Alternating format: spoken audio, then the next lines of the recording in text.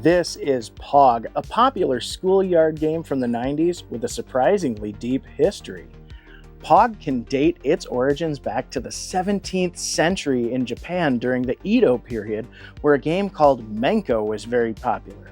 Menko involved players taking turns trying to flip round cards by slamming another card on top of it. Now, if you fast forward to the 20th century in Hawaii, you would see children more commonly playing a variation of Menko called milk caps with, of course, cardboard milk caps that they got from their milk deliveries. They were cheap and readily available. Players would stack their milk caps and then take turns throwing a kini or slammer on top of the stack. Now, a kini was generally just 2 or 3 milk caps glued together for a little extra weight. Players would throw their kini on the stack of milk caps, and any that flipped over they would get to keep, with the object of the game being able to flip the most milk caps over and becoming the winner. Now, of course, milk deliveries started to become less popular as the 20th century wore on, and milk caps became more of like a promotional collector item by the time we reached the 1970s.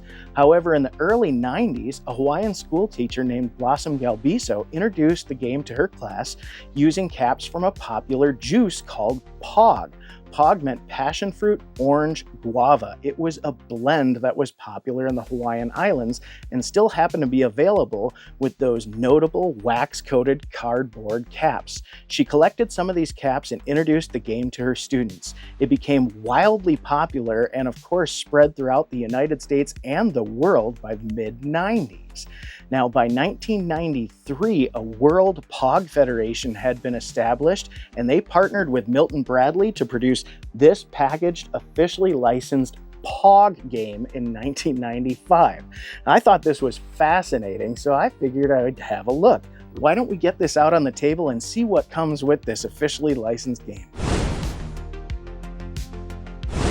Oh, wow, what a nostalgia trip this is. I'm excited for this review. So let's dive in, starting with the game box. And what a game box. This thing is pretty big, but it needs to be because of the chunky play space that it has to house. Now, we've got Pogman, the official face of POG, right up front center, along with a very bold insignia for the World POG Federation. This is, of course, an officially licensed product produced by Milton Bradley in 1995.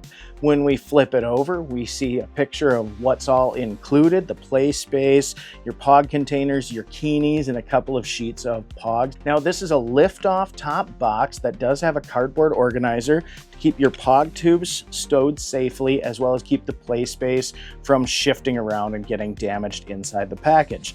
It also includes this really nice saddle-stitched rule book.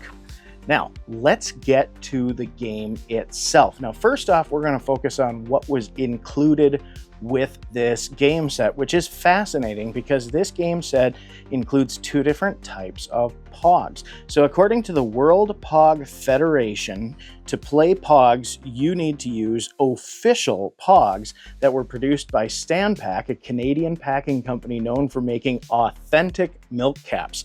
Now, the official tournament POGs have some unique properties. First off, they are printed with the POG logo on the back, as well as delightful art on the front that can vary quite a bit.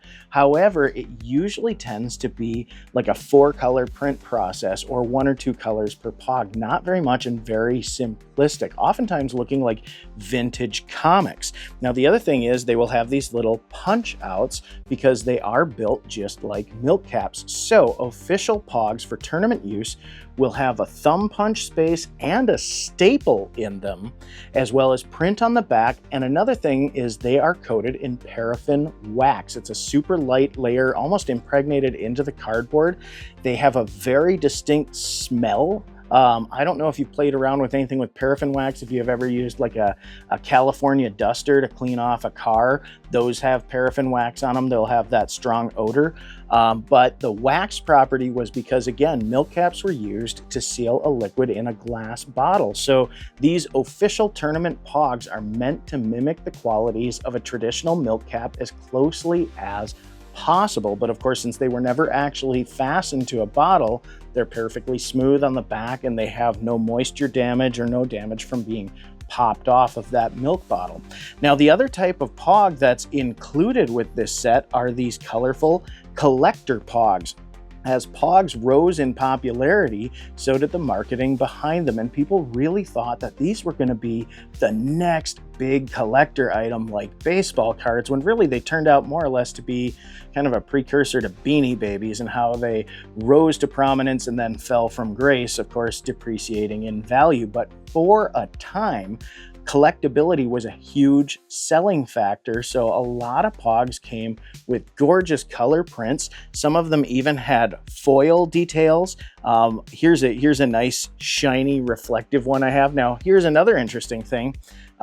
This one's kind of mixed in with the POG, so this didn't actually come with the game here. You can tell because it doesn't have the official POG marking on the back. I actually just noticed this right now with the video, but as you'll see, I have a couple other non-official POGs. You see, people, as other companies started making milk caps, people started collecting, and they got so serious they would buy these albums for them. Here I've got promotionals, for instance, for Batman Forever.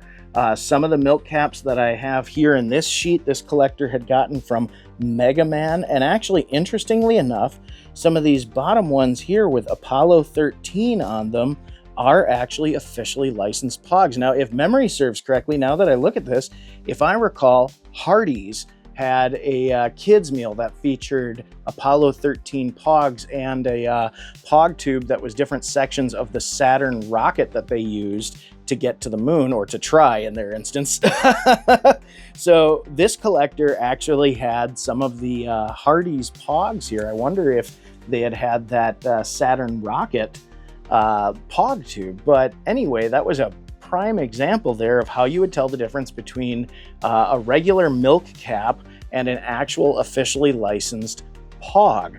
But regardless of the supposed authenticity, I really think this is more of a marketing gimmick, because your average kid, unless they were actually competing at a tournament level, really didn't care too much about getting the fancy paraffin wax coated POGs or the official POGs.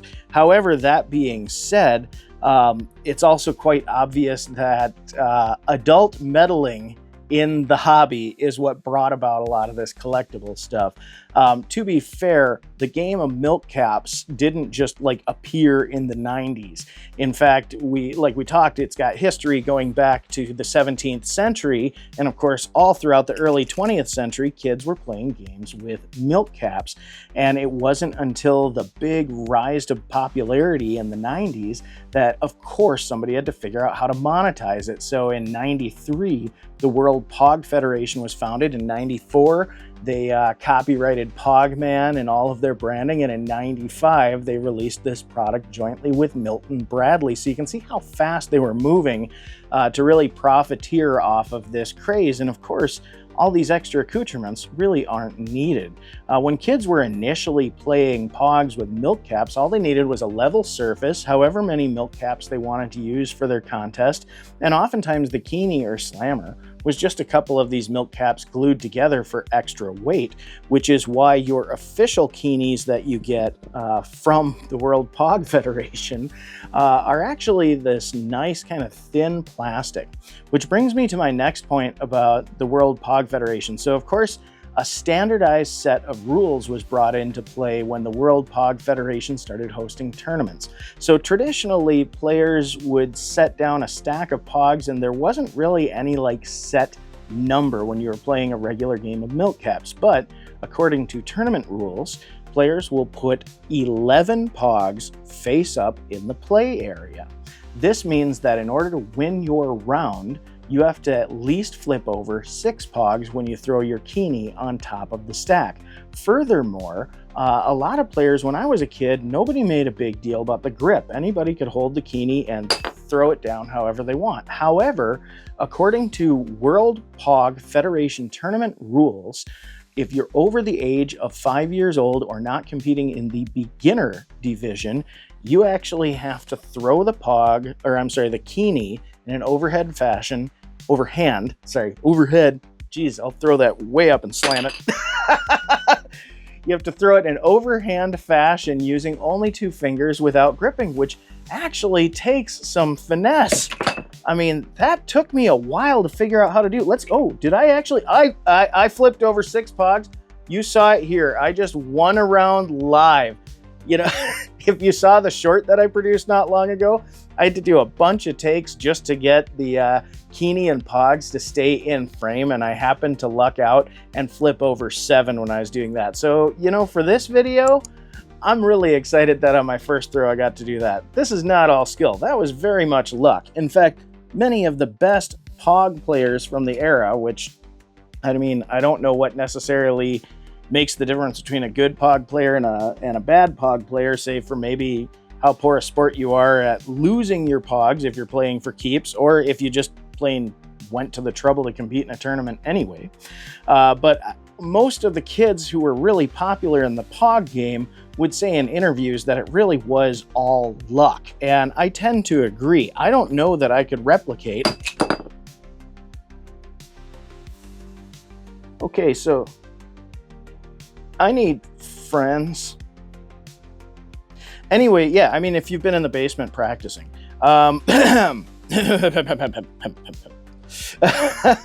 So that means I just won 2 out of 3 single player rounds. I am the old crappy couch basement Pog champion. Thank you. I'll be signing autographs after this video is done. Before we get too far into anything else, let's talk about not only the Pogs that were included in the game, but this play surface too. So this is actually a 2-piece part. This is the part that's the most valuable, and this is just a little, probably 1/8-inch thick foam mat. And this is the part that I would say is probably the most valuable to playing the game. You can play on any level surface, but if you're doing any kind of contest or anything and you want to have a little bit extra, the foam mat actually helps keep it from being so loud when your Keeney is slapping on it, as opposed to the plastic table. So you can see how much of a difference that was. So absolutely having this pad is nice. Now, this whole plastic thing, this looks nice. This contributes absolutely less than nothing to the game. And in fact, there's quite a bit of like a divot in the surface in order to get this logo on here. So it kind of bugs me that it's not like a perfectly level surface, but the Pogs themselves are flat enough that it doesn't seem to really affect the gameplay whatsoever. And the nice thing is it gives you a really cool presentation. Oh, see, and I didn't really flip many, though I did launch some off the table over there. See how it's just luck, though? I'm absolutely delighted that I managed to do 2 really epic throws so far in this video. I was greedy on the 3-fer, but I already technically won the game. Now, here's the other thing is we have these divots, like you're supposed to store Pogs in there, or maybe Keenies.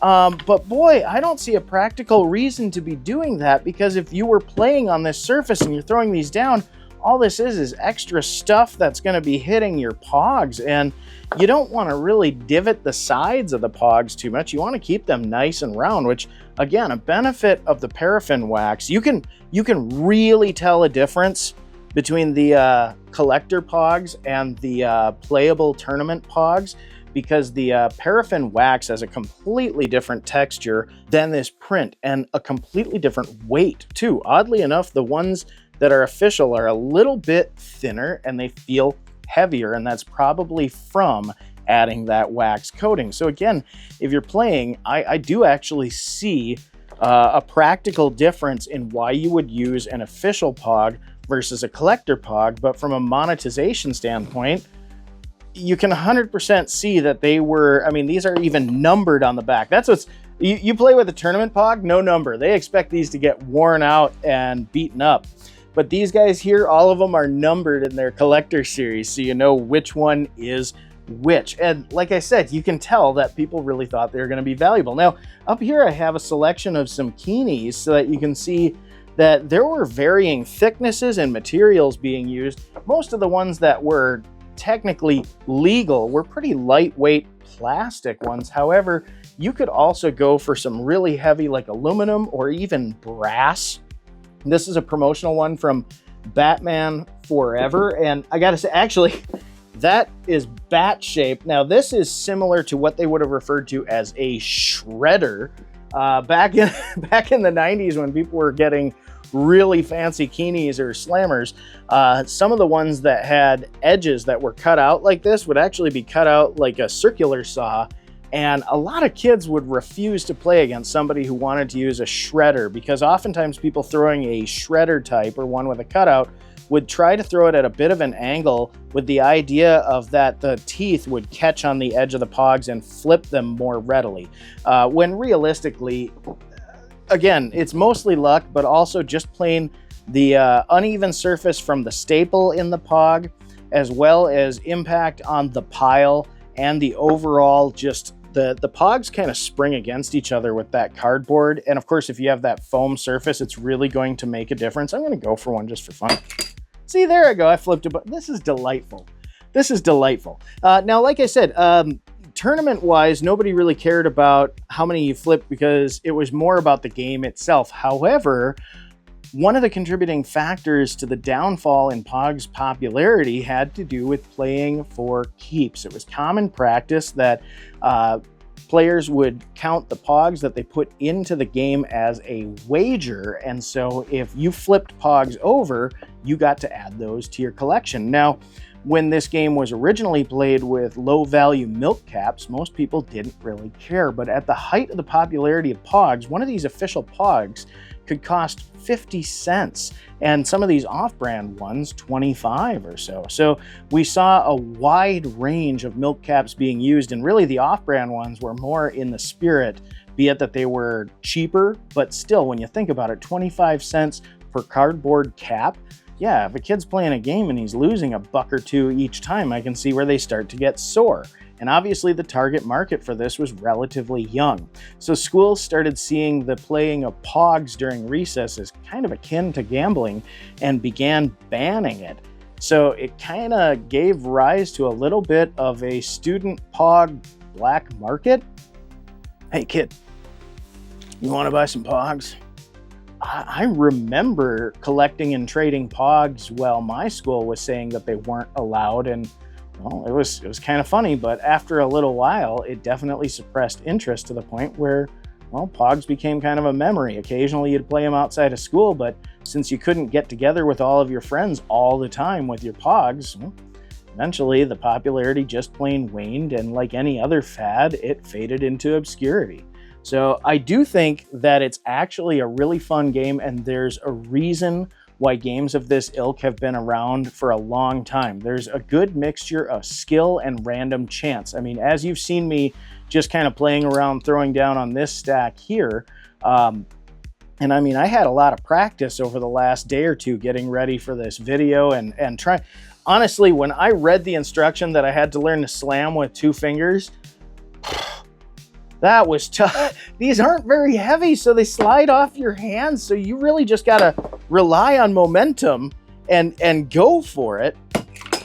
And it's and you can obviously see why some parents probably weren't too hot on having their kids randomly smack on stuff. Then you get into things. I've already had people comment on my short about the official World Pog Federation rules, which I'll link that below. You can learn the rules in 30 seconds. I'm sure you've gleaned them from this video, but I've already had people comment about using some of these heavy metal slammers on their wooden kitchen tables and making their parents really angry at the damage they caused, and I can totally see that. In fact, I remember most kids wouldn't play with somebody if they had too heavy of a slammer, and some of them got gratuitous. I wasn't able to track one down in time for the video, but I still remember slammers that were almost the size of a battery, like a C-cell battery, and that just seemed ridiculous. You know, it was like showing up to a pistol duel with a bazooka. But man, I gotta say, there were hardly any fads from the 90s that I can really remark as being such a flash in the pan as pogs. I mean, they were as short-lived as they were absolutely the center of the universe in their time. And so let's have a quick look here. I mentioned the rules, but I don't want to get too far into what I actually think about pogs without crediting the fact that Milton Bradley and the World Pog Federation did a really phenomenal job with this rule book, as it provides a light overview of the history of pogs, promotes them as a collectible here, which kind of makes me giggle because there's really a line in here that says POG designer milk caps are not only a kick to collect and trade, but they may really increase in value. Ooh, and then they show Mr. POG dressed up in a fur coat and some platform shoes. He's balling from his POGs, so I'm sure he's in the trade. But I did like that there were traditional rules, tournament rules, and then a whole bunch of other ones like POG Baseball or the Pit, or they got POG Concentration or POG Slam Nation. That was really neat, but I did think it was funny. They had all those rules. They even had the tournament rules, but they didn't even point out the grip to the very back page, which, I mean, maybe it's just because that's a quick reference. I don't know. But the rule book has obviously stood the test of time. It's actually really nice. It's only color on the cover. Otherwise, it's just black and white saddle stitch bond paper, but the way it's constructed and the weight of the paper, yeah, I mean, it's made it more than 30 years, so we're fine there. But overall, as a game, I still think POGs are quite delightful. Like I said, there's a reason that the practice of playing games like this lasted for so long. We're already hundreds of years into it, and there are other games too around the world that mimic this as well. So it's not something that just came out of nowhere and was invented in a classroom in Hawaii in the 90s.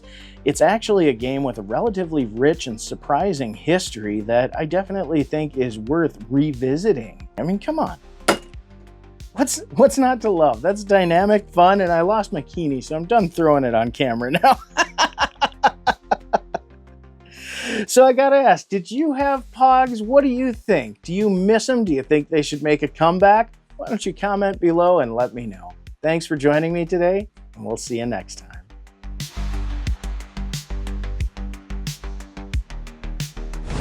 This is Gooey Louie, and it's a disgustingly good time. Today we're going to be comparing the 1995 Pressman edition of Gooey Louie to the 2023 Goliath edition of Gooey Louie. Let's see what's changed over the course of 30 years. To start, let's have a look at box art. When we're looking at the Pressman edition, we have this bright, robust box art. I love this. This just screams 90s. When we flip it over, we've got some pretty traditional board game fare. We've got some young kids playing the game, having a good time. We've got a few close-up pictures of the playset itself to show how it operates. Nothing really to write home about, but just brilliant, bright colors. Absolutely love this. This screams. Now, another thing that I like about this box is it's a classic flip-top game box, which means that all of the small parts will stay safely stored inside. I have a very soft spot for games that are designed with storage in mind, and I love the fact that it comes with a fantastic carton. So, points to the 1995 Pressman edition. Moving over to the 2023 edition, we've got a nice, robust, bright green cover art, this cartoony little Louie here, but one thing I think everybody notices right out of the gate is how much smaller the box is, and that does take away from its visual impact with that lack of super bright colors. This one seems a little bit more plain by comparison, but I love the cartoon image of Louie on front. I still think it's very eye-catching. I like the choice of the purple for the titling there. And again, when we flip it over, very standard board game fare. We've got a couple kids having a good time playing the game. Some close-up shots of the playset. Nothing to write home about. And the main event, storage. It's a flip-top box. Now, I'm not going to complain about not having enough space to fit such a small playset, but what I will say is it's almost too much space. So I myself held on to this little void fill, this little piece of cardboard that came with the game. Louie's neck actually fits in this little divot here so that when you pack him back up into the game box, it keeps the playset from bouncing around inside and prevents possible damage and wear and tear just from storing your game. So, though I'm not a fan of the flip-top boxes, if you keep the void fill, this still does a serviceable enough job. I recommend with either version, anytime I have small parts like these, like the Gooeys, I would get like a little Ziploc bag to keep those clean. So if we're comparing the boxes, this one just screams 90s. The 1995 Pressman box really has me with its fold-over clamshell design so that it can keep all the parts safe. So right away, I'm kind of leaning to the 95, but maybe I'm biased. Moving to the actual playset itself, the 1995 Gooey Louie playset, it's got a very nice presence on the table. It's a decent size. You have plenty of clearance to get to his nose. Nice 3D design. It's a mirror image of Louie on both sides. When you're working as far as the mechanical action, you pop open this door here, and this is where you place the Gooeys for gameplay. There's a small trigger, and you'll see a black rubber band by my finger here. You affix a rubber band to one of the Gooeys that you load in here and tie it off to this trigger. That's the unlucky Gooey that ends the game. If a player pulls that Gooey, it triggers Louie's brain to pop out, and the game is over. Now, there are two different rule sets that you can play with the 1995 edition. The quick play rule set is when a player triggers the brain to pop out, that player loses. The remaining players take all of the Gooeys that they plucked out of Louie's nose and they line them up end to end. The player with the longest Gooey wins the game. If you'd like to play the long form rules, the player who causes the brain to trip, they're out of the game and eliminated. The remaining players restuff Gooey's nose with Gooeys and continue to play until there's only one player left who has not triggered the brain to pop out of Louie's head. Very simple gameplay mechanic that you can either play for just a couple minutes or drag out amongst several players. So again, lots of fun, not overly complicated. When we get into the playset for the 2023 edition, right away we notice it's quite a bit smaller than the 1995 edition. However, this has, this one has a lot more 3D modeling. This is a much cartoonier rendition of Louie. He's got a big smile. He's got a big swollen nose. He's got two gooey nostrils, very big to see, these huge bulging eyes. So now Gooey Louie here, when we talk about the mechanics, he has a little door in the front of his nose where the Gooeys are loaded. Instead of using a rubber band to affix an unlucky Gooey to the trigger mechanism that trips his brain launching, all of the Gooeys in the modern playset have these little loops in the cast that they're molded into. So you mold from, terrible grammar. But you'll select an unlucky Gooey and loop it around the trigger mechanism in his nose. And that's what begins the whole roulette game of finding the unlucky one. Now, in the instance of the 2023 edition, not only does Louie's brain pop out, but his eyeballs pop off. You saw one of them come off accidentally earlier. They're not spring-loaded, so they just sort of fall off. But when we get into the picking experience here, we got two nostrils. And, you know, that's something we need to look at compared to the 95 years. The 95 has one. Oh, look at that. You get this texture to the Gooeys. Yeah, where they stick to each other and they become a little bit tougher to pull out. So you got that little friction where they're all, and there we go. I like that this one squeaks. I love that his brain squeaks when it pops out of the 2023 edition, and that's what I was really hoping to get. So you've got relatively easy access to the Gooeys with his two nostrils, albeit what I noticed with this playset is he's very close to the table surface.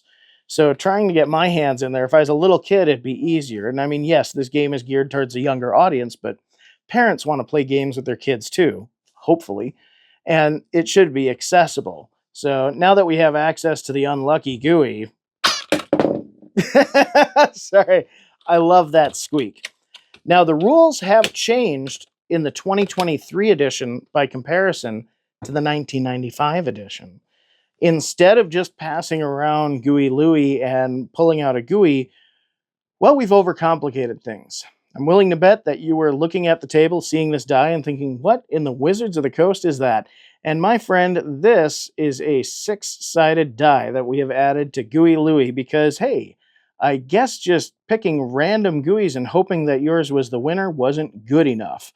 Now, this bothered me even more because this 6-sided die did not come pre-printed. I actually had to affix these stickers on it myself. And I don't know if there's a word in the English language for how annoyed I am. And thankfully, I have a nice, robust German audience. And meine Freunde, If you can tell me what the German word is for the disdain one feels for manually applying stickers and decals to a blank 6-sided die, please put it in the comments below. I want to keep that in my back pocket for future reference. So, Dankeschön, thank you for that. Anyway, I had to apply the stickers to this die, which annoyed me to no end. And the stickers include a 1, which instructs you to pluck 1 gooey out of Louie's nose, a 2, which instructs you to pluck 2, an X, which tells you to skip a turn, and a hand, which tells you to steal a gooey from your friend. So not only have we overcomplicated the game, we've added theft. As the church lady would say, isn't that special? I don't see why we need to start stealing boogers from our friends, but hey, if that's the kind of thing we want to promote in this day and age with our board games, we'll go right ahead. So I will deduct some points for the overcomplication to the rules in the 2023 Gooey Louie. Let's get back to this. We want to talk about the picking experience though, because that's where the vintage version really shines. So we talked about 2 nostrils on the 2023 edition. The 1995 edition has 1, and it's small. You have like a 1-inch nostril, maybe 3/4 inch, which means when you have to place it on the table, yeah, you really have to get your finger in there. And the texture of the gooeys, I mean, it takes a little bit of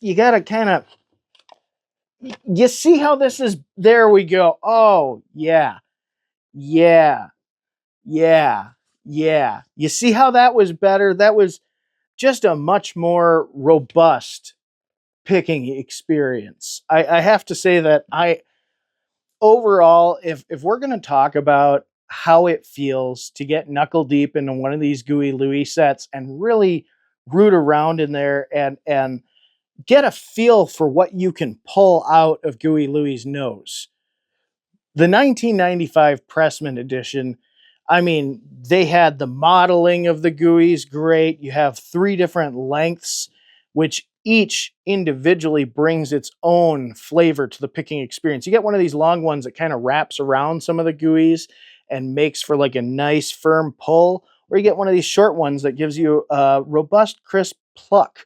And all of them have this fantastic jiggle. When we compare this to the 20, I mean, there's no contest. There's no contest. Clearly, the superior gooey rests with the 1995 Gooey Louie. That's not to say that these don't have a nice feel. The 2023 gooeys, they have a nice feel. They're a little shinier. They have a bit of a sticky feel. But again, they're so much smaller, and you would credit that to fitting into the small model. But then again, when you add the second nostril, and these nostrils are so generously sized, it's much easier, even with the maquette on the table, to just reach in there, get a good hook. And yeah, I mean, this one has a really good, that is a nice gooey slide. That was a good pull. That was a good gooey pull. So the 2023 edition does have the opportunity for good gooey pulls, and again, crisp plucks that you might get with one of the shorter gooeys in the 1995. There is enjoyment to be had in the 2023 edition. But I got to say, by shrinking the maquette down, by shrinking the gooeys down, by adding the die, by adding the extra nostril, they've significantly diminished the picking experience that one gets from the classic version here. Now, finally, let's have a look at the rule books. First and foremost, the rules on the Pressman edition, it's a single-sided print. This is fantastic. They knew exactly how simple this game was. And actually, what I love is there's an order form on the bottom where you can get replacement gooeys, which brings up one of my favorite points about the 1995 edition is if somebody ever ordered a replacement gooey, that means that there is somebody out there who has a Gooey Louie set that they've added an expansion pack to. And that warms my heart. Going to the 2023 edition, we have a very nice, colorful, robust, sealed paper print. I do like when they do these full color prints on nice glossy paper. They hold up very well in storage. It's very simple. It's just a one-time fold out. Tells you how to place your stickers on your die. Tells you how to place your own stickers on your die. Can't do that for you. They got to have you do that. So that's, but again, they have the instructions for the game. The updated instructions are very simple. They've just added die to the game. Overall quality of print, I'm going to go ahead and say 2023 does win. Higher quality paper, nice graphic design. This will arguably hold up better. Both of these, the original 95 and the 2023, when originally purchased, were haphazardly just kind of thrown into the box by their respective manufacturers. So presentation-wise, neither one of them is going to edge out. So when it comes right down to it, if we're going to be comparing the box art, the gameplay, the overall picking experience, as it were, I'm going to go ahead and side with the 1995 Pressman edition of Gooey Louie. So if you're looking to get yourself a copy of Gooey Louie, I highly recommend it. The 2023 is more than playable, and honestly, I think this is more suited for a much younger audience. I think you can use the original version of Gooey Louie with a much older audience, and everybody will have a much better time. It requires a little bit more dexterity, a little bit more skill. And as you could see, it was even funny to watch me try to pick that out. I mean, honestly, it's impossible to watch somebody play this game and not smile. So Gooey Louie, do you love it? Have you played it? What are your thoughts? Comment below and let me know. This is Todd McFarlane's Spawn, the board game. It was produced by Pressman in 1995. Now, this is an interesting piece of memorabilia because this was produced right at the height of the popularity of the Spawn comic and just before HBO launched an animated series based off the character as well. So I thought this was a neat little time capsule from the 90s, and when I got the chance to pick up a copy, I was very excited to do so. So let's hop right in, starting with this amazing box art here. This just screams at you from the store shelf, does it not? Spawn is just popping right off the front of the game box. I love the titling. It falls right in line with the comic book titling as well. Now, they do mention this as being kind of an action-packed game, and I beg to differ, but we'll save that for when we actually critique the gameplay itself. When we flip it over, we see a nice close-up of the game board as well as the figurines that are included, which really are designed to steal the show, and that's quite obvious as well. It's a lift-off top box, and that's where the trouble begins because it has a cardboard space saver that I can neither make head nor tails of.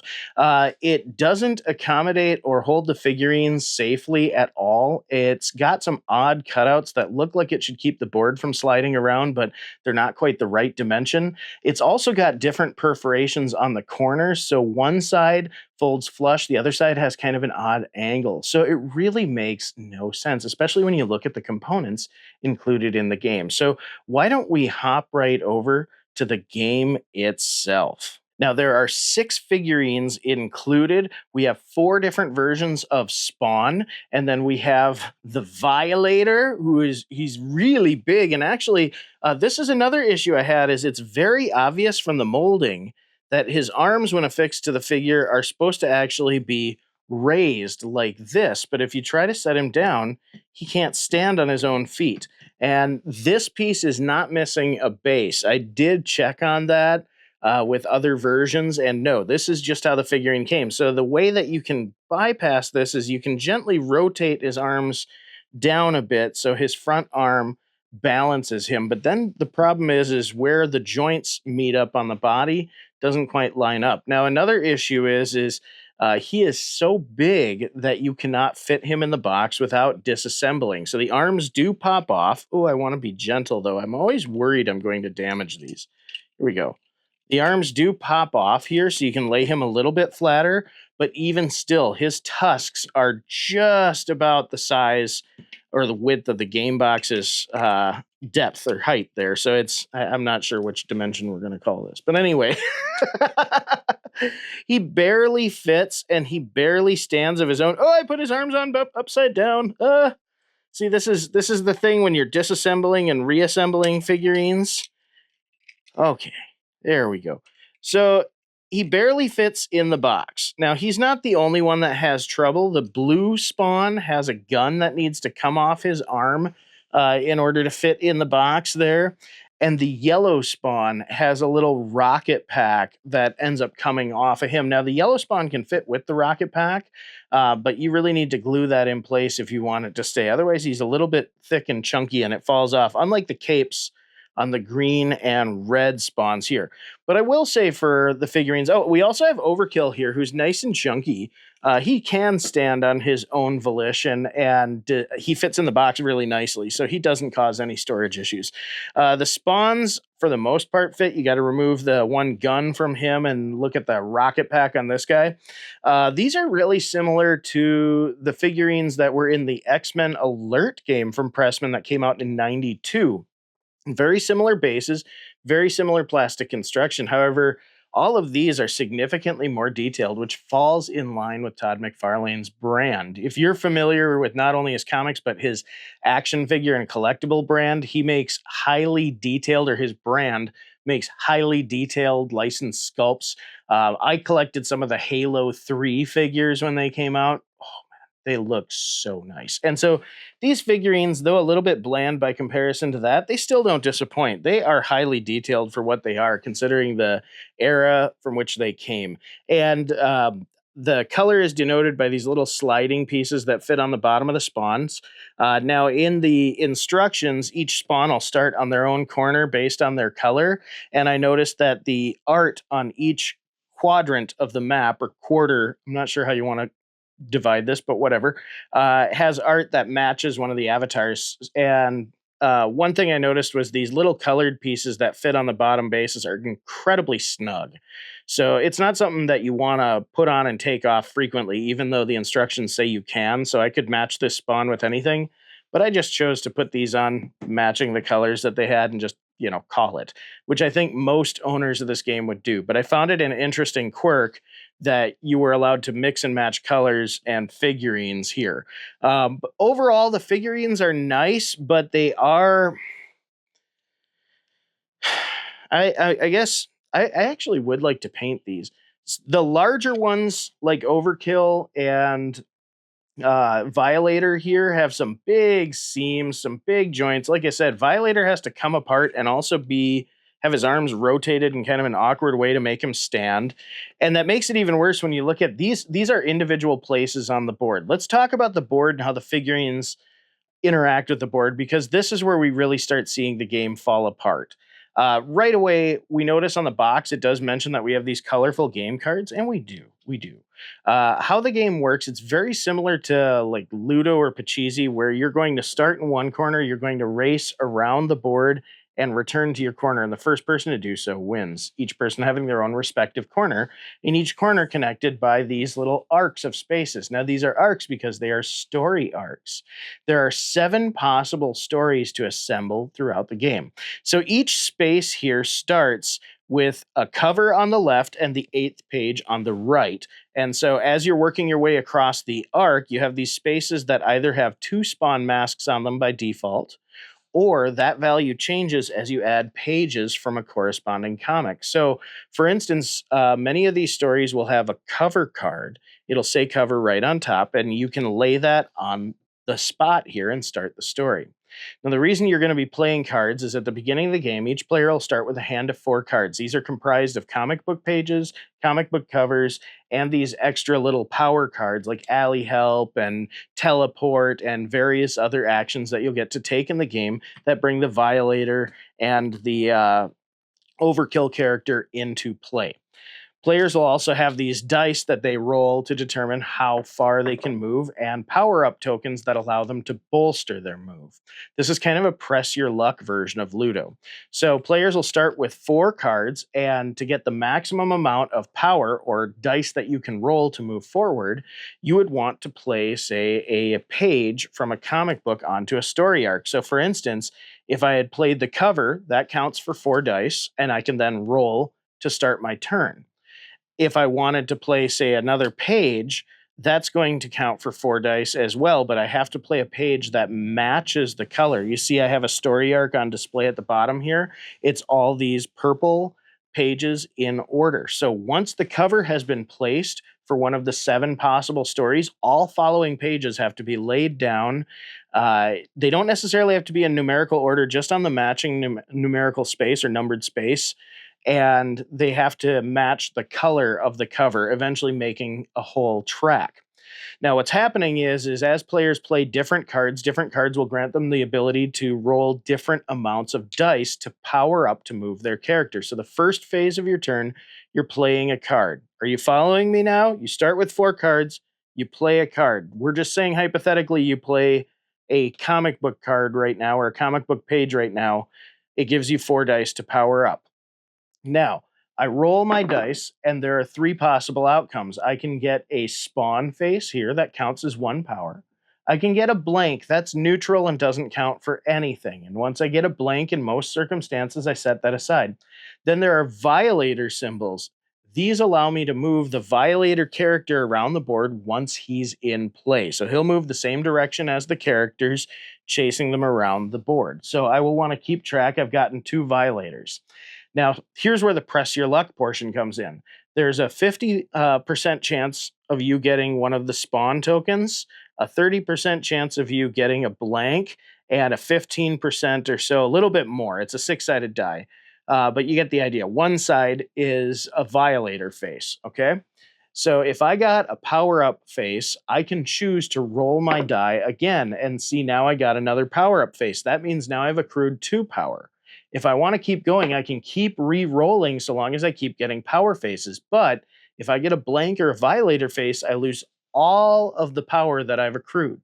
So in order to end my run rolling, let's say I rolled 2 or 3 successful times. For this one, we're going to say I rolled 2 successful times for power-ups. I'm going to say, okay, I quit. 2 happens to be the amount that's on one of these blank spaces. So let's say I was on this space and I wanted to move forward. Now I can move up 2. Now, let's say I had scored 3, but the next space beyond that cost 2. Well, I lose those points. Now, I can bolster these rolls. I know that sounds complicated, right? You're basically, we're going to cover this again. In this instance, I started with 4 dice. So I'm trying to rack up as many of these spawn masks as I can to move across these spaces. So I roll. I got 1 violator and 1 blank and 2 spawn masks. So I set the violator and blank away, and I can re-roll to press my luck. Now, in this instance, I got a violator and a blank, which means now I lost all of my power and I can't move. See how that works? So if I declared after rolling those 2 power, I'm not going to press my luck, I'm going to take those 2, I could advance my character to the next space if the only cost is 2. Now, here's where it gets interesting. When you're playing these comic book pages, some of them have different power values. So a blank space on this track only costs 2 power to traverse. So if I pressed my luck enough, I could feasibly get 6, 8, power and be able to move 3, 4 spaces. Now, here's where it gets interesting. I can play a card on somebody else's track. I can play a card to any track where the color matches. So if I'm trying to get 4 dice for my power and I have a comic book page that lines on this track, this one, for instance, lines up with the very next space that my character needs to go on. But now this one has 3 power. So what was a 2 power space is now a 3 power space, and it makes my character's journey harder. So you actually, and I can play that to any track. So as players are traversing different tracks along this map, if I want to accrue power, I can also hurt somebody. Like some of these go up to 4 power. And then if I get, say, when I'm drawing these cards here that have special abilities, if I get the overkill card, I can place overkill on one of these spaces. So for example, this one has 3 power. If I place overkill here, now it takes 2 power additional for me to get on there. So the total is 5. Every time overkill lands on a place, he makes it 2 more difficult to get on. So now I have to roll at least 5 power to advance 1 spot. Now, if I land on that spot with overkill there, I get to move him wherever I want. So overkill gets to move around the map at players' druthers in order to block other players. So you're laying down comic book pages that have different power values on different spaces, as well as laying down or playing these little special abilities. Like some of them are just help where you play it and it gives you extra dice to roll. Like Wanda here, thoughts of Wanda give you dice to roll this turn. They give you 6 dice to roll this turn. So if I played this card, I have 6 instead of 4, which I would normally get from playing a comic book page. There's a teleport one that allows you to roll only 3 dice, but however many power you get, that's how many spaces you get to move ahead. So that can help you if you, say, have overkill in place. Now, Violator. If somebody gets a sneak attack card, they can drop Violator right on your space. Wait, right on your... Well, these spaces are awfully small.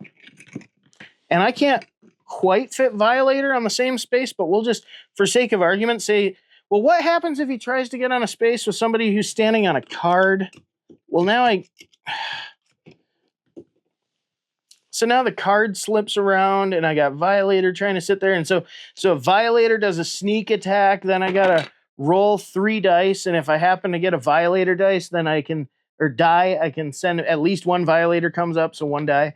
See, I'm learning screw up the plural of dice just once on the internet. They'll never let you live it down. It'll send my character back to the cover or the beginning of that stage. So the Violator is designed to land on a space and send somebody back. So contrary to Ludo, where you land on somebody else's spawn and send them back, in this instance, you have the Violator moving around the board. And so when I'm rolling my dice and pressing my luck, any Violator faces that come up, he then moves around the board once a sneak attack has been played, summoning him into existence.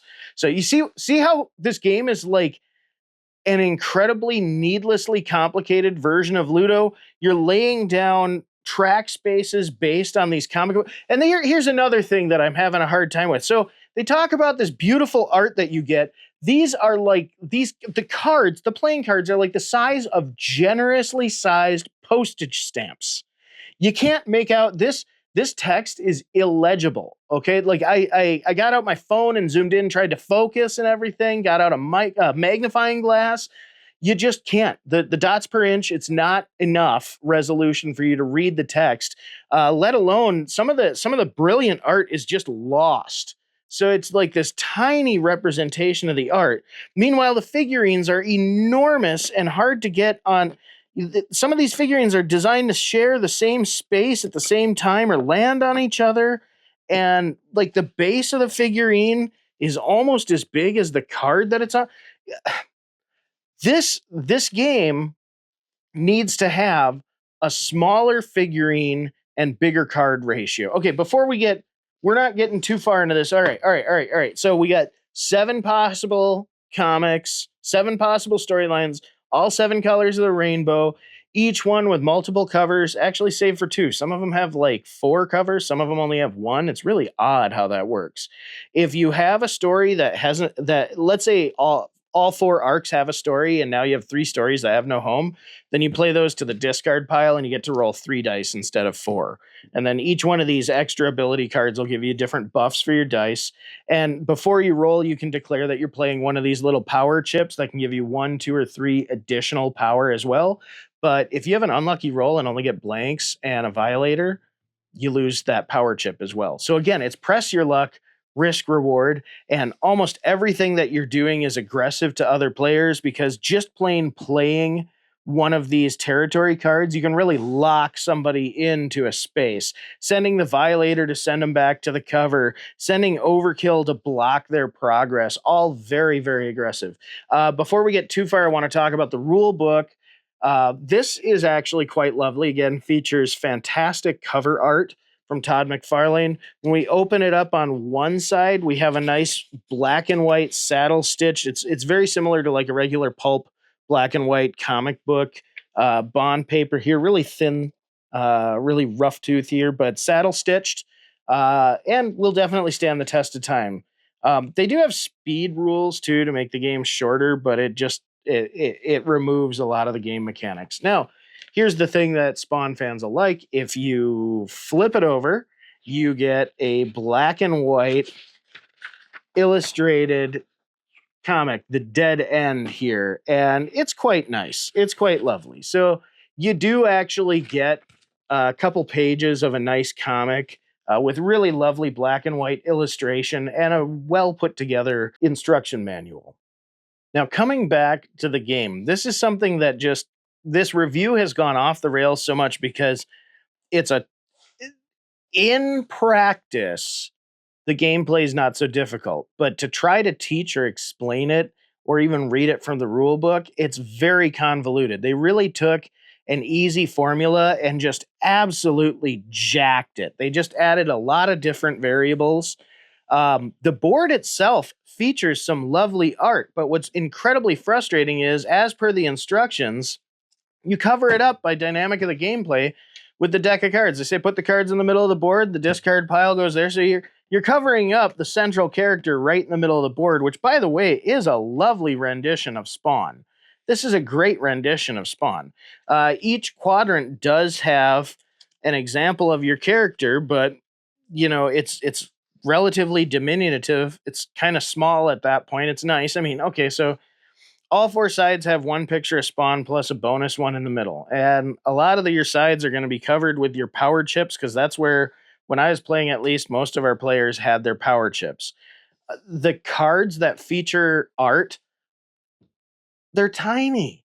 The art almost doesn't read, and then that translates to a playability issue because it makes the gameplay spaces small. So now, even just trying to interpret the amount of power you need, just because the markings here on the side of the card, you have, figurines crowding it. You got to move, and these are so thin and light. So not only are they small, but they're thin and light. So when you have stuff on the board, they're sliding all over the place. You're constantly trying to readjust them and keep them in place. And the gameplay is so wackadoo out of balance that if you're playing with 4 people, you're going to have the best time. If you play with 2 people, you're going to have the worst time because there's only one target. And if one person gets the upper hand in this game, they really get the upper hand. I'm talking, I had a gameplay session where I did not leave my start for 3/4 of the game.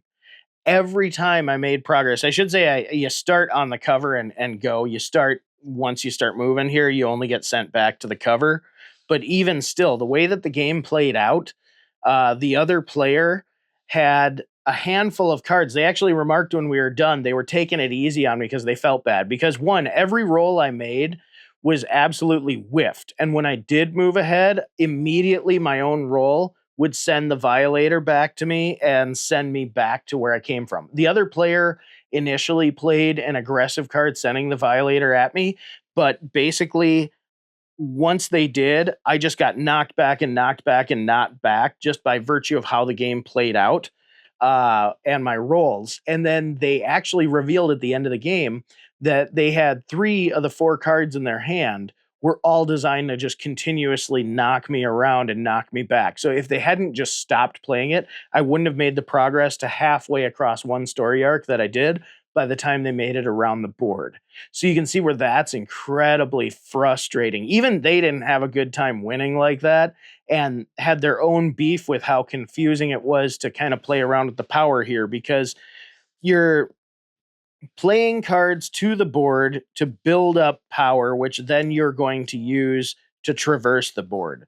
But you have to pay attention to which color and which number page that you're playing.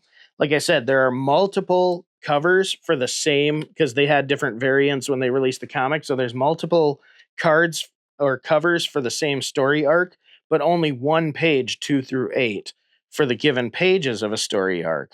And as you're playing them, sometimes the only one that you have, or the only good move that you have that's a page, actually hurts you because it happens to be the color that you're on, and it increases the power of one of the spaces that you're trying to traverse. Conversely, savvy players will use this to their advantage and play a card that makes an opponent's space more difficult to traverse, which, I mean, I'm sure that's how the game is intended, but this, I am so frustrated with this game. I'm so frustrated because I want to like it, and I can see mechanics in here that are likable. That's the thing. It's a hyper aggressive, very strategic variant on the Ludo Pachisi formula. But this is like somebody wanted this comic book game based on a comic they were very passionate about, and they found a genie. And the genie wasn't like one of those nice Robin Williams genies. This was like the Wishmaster. Oh, cool, a lava lamp. Who dares disturb my slumber? A genie? I am a djinn. From a lava lamp? Unconventional, yes. You have 3 wishes. For disturbing me, I will grant you 3, so I may return to my dimension. Anything I want? Make your wish. Oh. I want a board game based off of a comic book that's cool. Like something dark, like Spawn. Is that what you wish? Go on. Yeah, oh, can I have figurines with it? Do you wish it? Oh, make sure there's like lots of great art from the comic as well. Granted.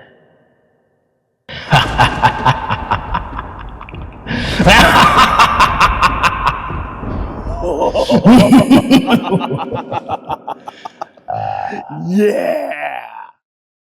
This is one of those, you wished for this game to have amazing art and breathtaking figurines and aggressive, exciting player versus player gameplay that would take you through different story experiences featured in the Spawn universe.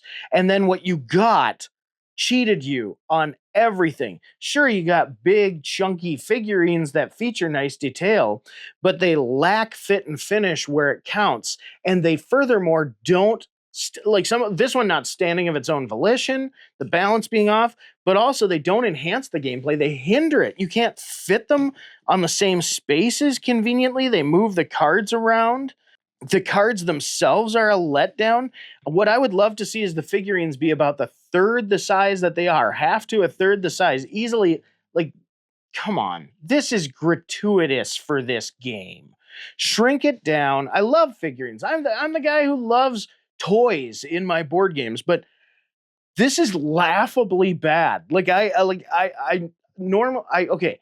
I would let the other guy do this review because normally I have another guy do the negative reviews, but this is so bad it's funny. So I don't even feel bad being negative. Like, the selling feature of a comic book based game is the art, and you can't deliver. This is what you do, Pressman.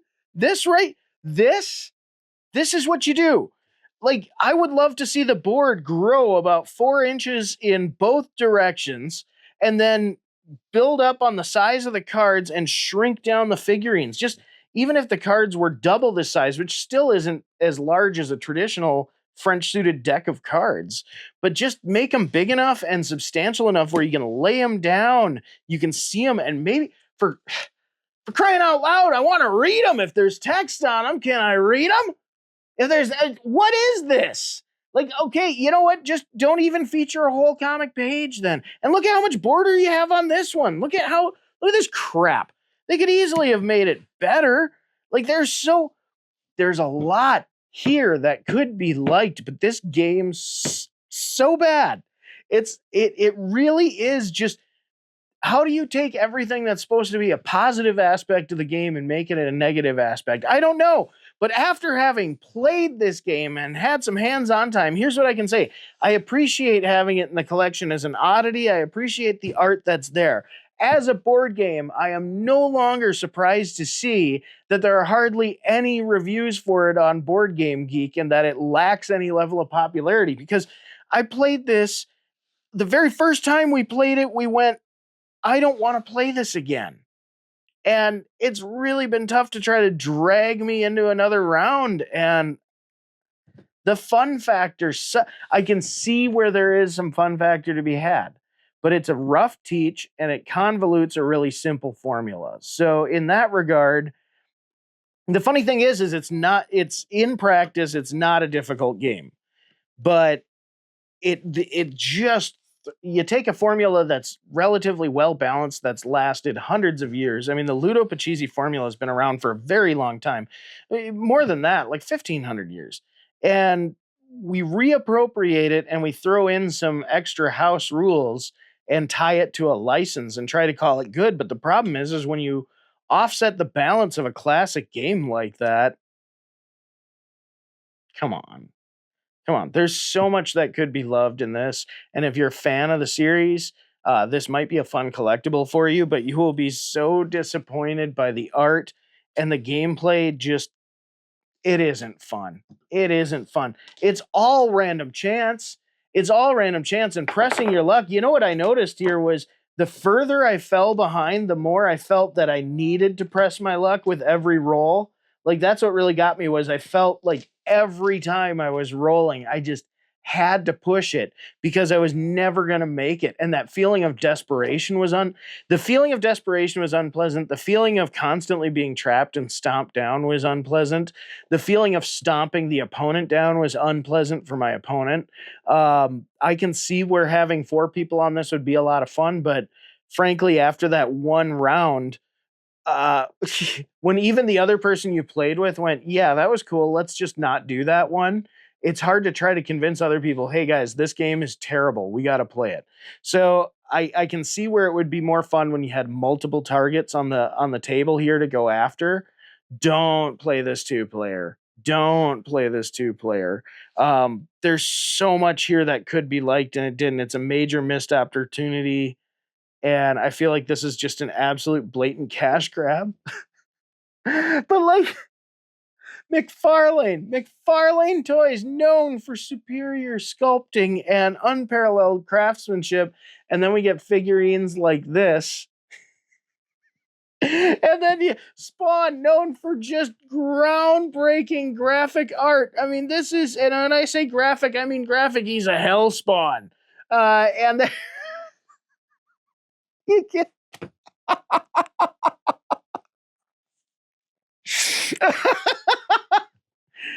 this is so laughably this is so bad. It's so bad. I'm sorry. I will play it again. I don't feel that salty over it. It was just one of those, sometimes you play a game that's so massively out of whack and off balance.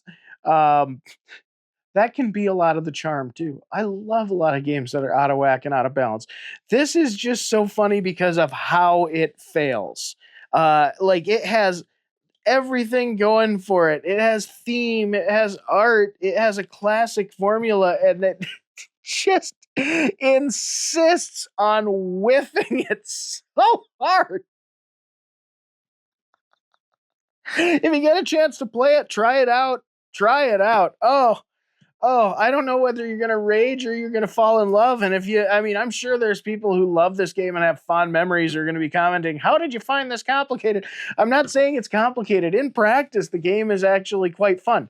It's a rough teach, and it takes a very simple formula and adds a whole bunch of extra complexity to it to a hilarious degree. This is just funny to me. So yeah, I mean, I'll play it again, and I appreciate it for what it is, but I don't necessarily advise going out and trying to get this unless you are a big fan of Spawn and you just love the piece of memorabilia and want a board game oddity. I have a lot of board game oddities in my collection. I have it in my collection. So if you agree with me, disagree with me, comment below. Let me know. I'd love to hear your thoughts. Spawn, the board game. Todd McFarlane, Spawn, the board game based on the extremely graphic novel. Comment below. Let me know how you feel. Thanks for joining me. Hey, thank you to my channel members, the Couch Potatoes. You guys are the lifeblood of the channel. You're the reason I was able to have this on the show. So thank you very much. If you want to become a channel member, check it out. You get free members-only content. Thanks for joining me again today. We'll see you next time.